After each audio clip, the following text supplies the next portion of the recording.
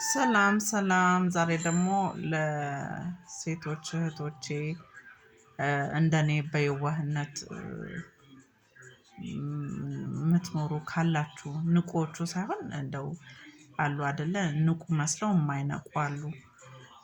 ትዳር ብለው ገብተው ልጅ ምናምን ከወለዱ በኋላ በቃ ፈላጊ የለኝም በቃ ብለው እድላቸውን በአንድ ሰው ላይ ብቻ ወስናችሁ የምትቀሩ ማለት ነው። ራስ ማሳመን ነው። ነገም ሌላ ቀን ነው። እና ምን ልላችሁ ፈልጌ ነው ባላችሁ ማለት ነው ወይ ጓደኛችሁ ነገ አገባዋለሁ ብለሽ እቅድ ያረግሽበት ጓደኛሽ ወይ ባልሽ ማለት ነው።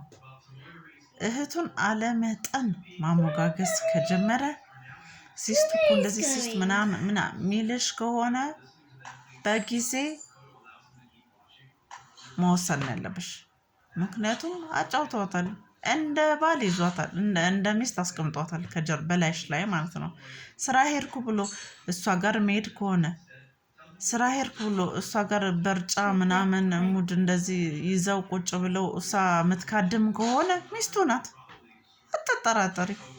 በሚስጥር ይጋባሉ። ለምን እኛ ሰዎች እኛ ሀበሾች ወንድምና እህት አይጋባም። ስለዚህ ብለን ስለምናስብ ሁሌ ወንድምና ስናስበው ራስ በስመአብ ብለን እንዘገነናለን። ሰውም ይዘገነናል አይደል? አይደለም ማሰብ ነው የሚሻለው። እንደኔ ከመጎዳት ማለት ነው። ማሰብ በስነ ስርዓት አግብቷታል። በቃ በስነ ስርዓት እንደ ባል እንደ ሚስት እየሰራ ይሰጣታል። አንቺ አታቂም። ስራ የለም ስራ ብሎ ይወጣል። ምሳሽን ቋጥረሽ ትለቂያለሽ። ምሳሽን እሷ ስር ነው ያለው። ምሳሽን የምትቋጥሪ እስከምታጭ ልጆችሽን እስከመበተን ነው የምትደርሺው።